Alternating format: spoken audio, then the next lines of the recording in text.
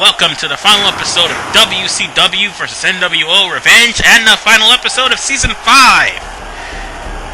Today, we're going after Big Bad Bill Goldberg, and like I said in episode 73, I have a lot to say about this guy. Let's start off with the negative, shall we? First and foremost, this guy literally was responsible for Vince Russo's first and thankfully last WCW title reign. He was responsible for putting Bret Hart out of action. Because of a sidekick, he nailed Bret Hart in the side of... he nailed Bret Hart in the side of the head with. Now, this is due to his lack of training in the power plant. You see, most people who goes through this training regime, they have to stay the whole 6 months until they learn the ins and outs of wrestling and how to be a performer. But mostly the power plant trains on more like stamina and speed and strength rather than technique. Goldberg graduated the power plant in a month and a half, 6 weeks, meaning he's got 4.5 weeks less of training. And the only reason why he graduated so early is because of the fact that Ted Turner just paid him off. He was good friends with Ted Turner, that's all I can say. I mean, people may not like what I said, but it's true. And Goldberg, when it comes down to other athletes, he is not professional. As a matter of fact, Goldberg definitely made it a point to tell some of the wrestlers that he's not going to do something even though the script calls for it. He told Jericho in his face that he's not going to sell for him, which led to an all-out real-life brawl in the backstage. Vince Russo, being the creative genius that he is, actually made that a storyline. Yeah, if you could not tell already, Vince Russo, who made it blatantly clear that he was going to give the mid-carders a chance at stardom, had catered more to Goldberg. And last time I checked, Goldberg is not a mid-carder. If anything, Goldberg became a main eventer the moment he beat... God damn it, I gotta stop missing. The moment he beat Hulk Hogan for the WCW World Heavyweight Championship. Which, by the way, ended up being taken away from him by Kevin Nash, courtesy of Scott Hall and the cattle prod. Another thing Goldberg did, and this was Vince Russo's storyline, to cover up the fact that Vince Russo, excuse me, he screwed up, and he won by luck, by the way. Goldberg was written in as a person who supposedly helped Vince Russo win by spearing him through the cage. That is beyond stupid. Needless to say, that's the only bad things I have about Goldberg. And now for the good things. Oh wait, there's one more bad thing. His win streak. Everybody knows about his win streak in WCW. 250 wins and 2. Well, 3 actually. Goldberg's win streak came from mostly on-air shows, because Ted Turner did not, and Eric Bischoff, did not count the house shows. Which is kind of messed up, because everybody else's house shows ended up counting on their win-loss record. Goldberg, only the main event and actual shows on Nitro counted. Which was unfair to most of the wrestlers anyway. But now for the good things. At least Goldberg is acknowledged as a superstar because WWE made a parody of Goldberg known as Gillberg. The ironic thing is, Gillberg won more singles titles than what Goldberg did. If you could believe that. Although they weren't like main titles, he still had more titles than Goldberg. And Goldberg's trademark moves, the spear, the jackhammer, they've been used by WWE superstars. As a matter of fact, Edge used it as a trademark finisher, Batista used it, Big Show used it, John Cena at one point used it, 2 members of the Shield use it, and I do believe Billy Gunn and Batista also used the jackhammer. So, technically, Goldberg, despite all of his flaws, made pretty much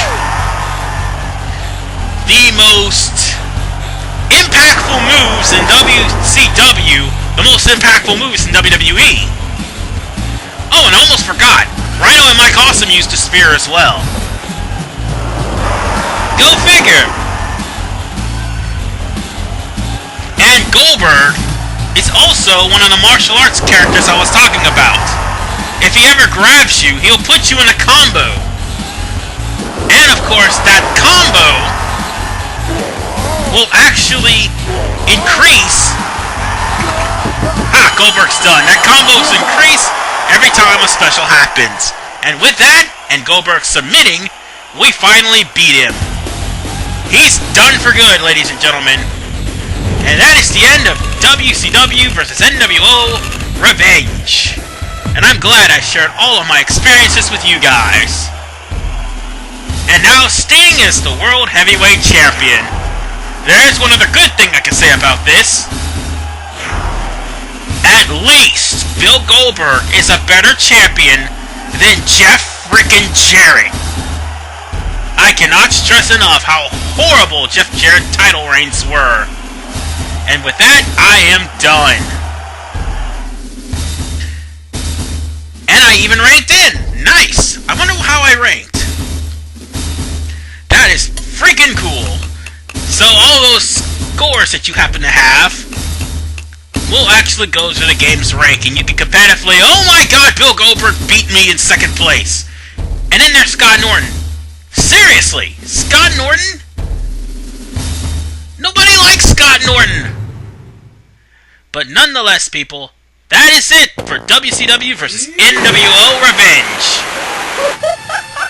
And that TV kick was so freaking awesome. So, my final thoughts.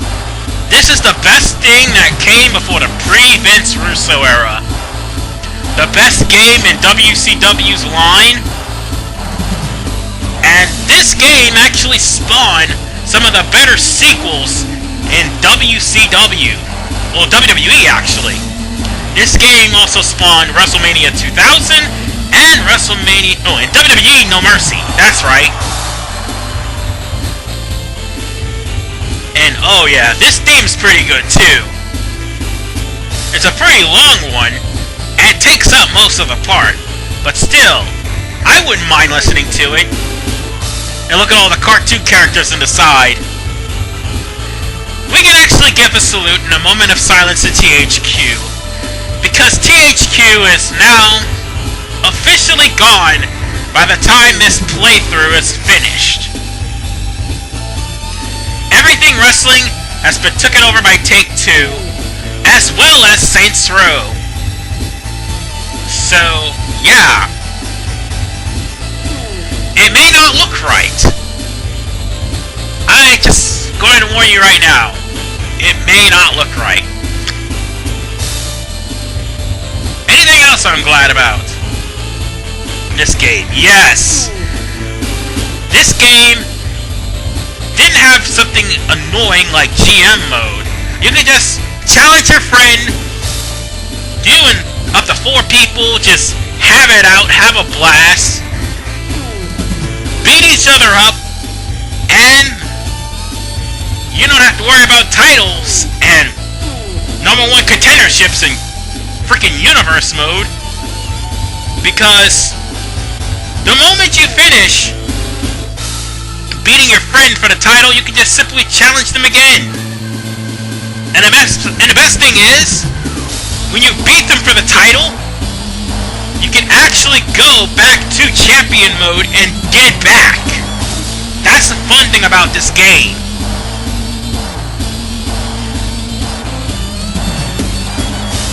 But yes,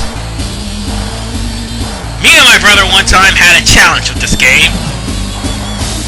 Like, before we could actually challenge for titles, we had to take on two of the strongest characters in a handicap match and come out on top. It was pretty hard, but eventually, the both of us ended up taking titles from each other, and it was still fun. Downright good old clean fun. And we had some of the most epic matches too. Although No Mercy ended up being better than this game, still, at least we could say that WCW had its best moments. And this game was its best moment. Now, that's more than what I could say for possibly one of the worst games in WCW's line, Backstage Assault. I wouldn't say one of, I mean the worst game. My God. You will never see me play that game, because for one, I don't have it, thank you Lord, and two, that game is so terrible. That game is just so brutally terrible that there was just no excuse for the way that game was made. It's the Sonic 06 of the wrestling game industry. And that's saying a lot. But this game is the reason why I love WCW. This game is the reason why I was glad to be a fan of WCW. But more importantly, this game is one of the reasons why I'm not going to be playing any of the other games in between this and WCW Mayhem. Because the other games are not as good as this game. Mayhem was the one that actually came the closest to being a damn good game. I can say that.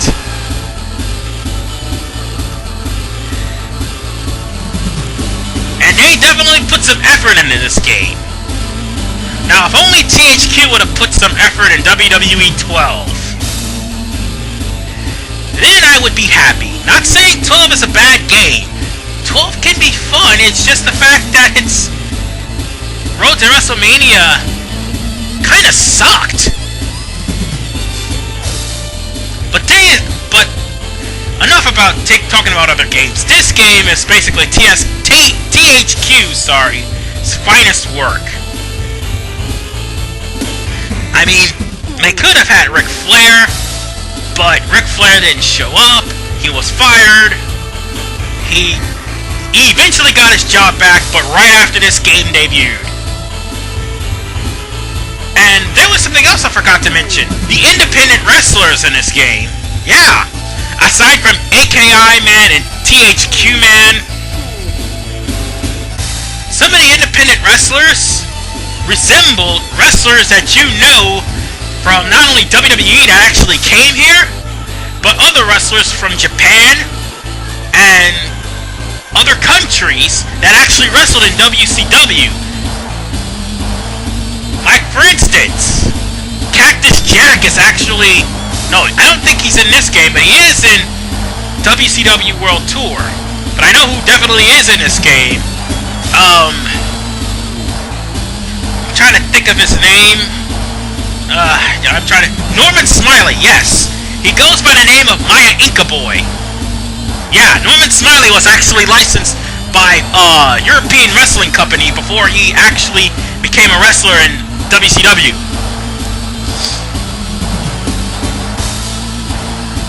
And I do believe Abdul the Butcher was in WCW World Tour. But this would be the thing. The only reason why they have independent wrestlers and they had the independents. I'm trying to say something here. The only reason why they have the independent wrestlers and the independent factions is because the independent wrestlers were all licensed, so you couldn't really have their names on it. But also, one other thing I forgot to mention before I finally go. aside from this, which is pretty awesome, you can actually change the name and the look of all of your wrestlers. This game basically is a basis for Create a Wrestler. So, if anybody in the world wants to thank everybody for the best Create a Wrestler system in WrestleMania 2000 and No Mercy, this game is responsible. And with that said, I am done with WCW vs NWO World Tour. It has been a blast. See you guys when I review my next game next Saturday. Take care.